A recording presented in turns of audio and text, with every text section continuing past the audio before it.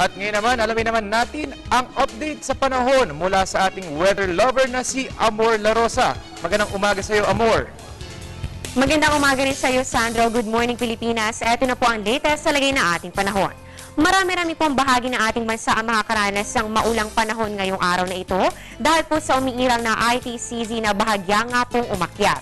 Asahan po dito sa atin sa Metro Manila, pati na rin po sa Mimaropa, Calabarzon, Bicol Region at buong Visayas at pati na rin po dito sa Mindanao ang maulap na kalangitan na may light to moderate rain showers or thunderstorms. Samantala sa natitirang bahagi naman po ng Luzon, asahan naman po na makakaranas ng mga pulupulong pag-ulan o pagkidlat, pagkulog, lalo na po yan sa hapon o sa gabi.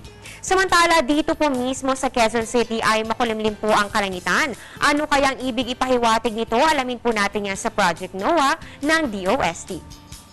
Ito po ang Project NOAA website kung saan nakikita po natin ang mapa ng Pilipinas at iba't ibang mga kulay po ang ating obserbahan dito.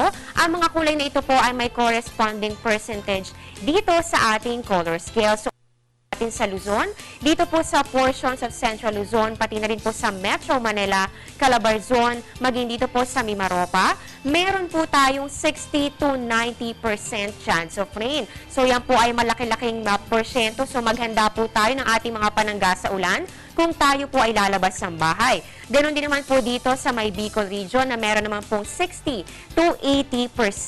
At ang natitirang bahagi naman po ng Luzon, meron lamang pong 10 to 30% chance of rain. Punta naman tayo sa Kabisayaan. Dito po sa Western Visayas, concentrated po ang mga pag-ulan na meron pong 50 to 70%.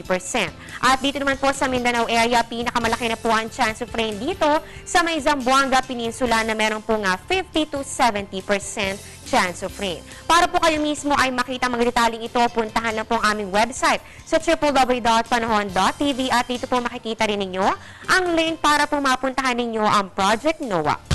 At yan ang latest mula dito sa Pag-asa, manatiling nakatutok sa Panahon TV Express kung saan walang pinipiling panahon ang pagbibigay impormasyon.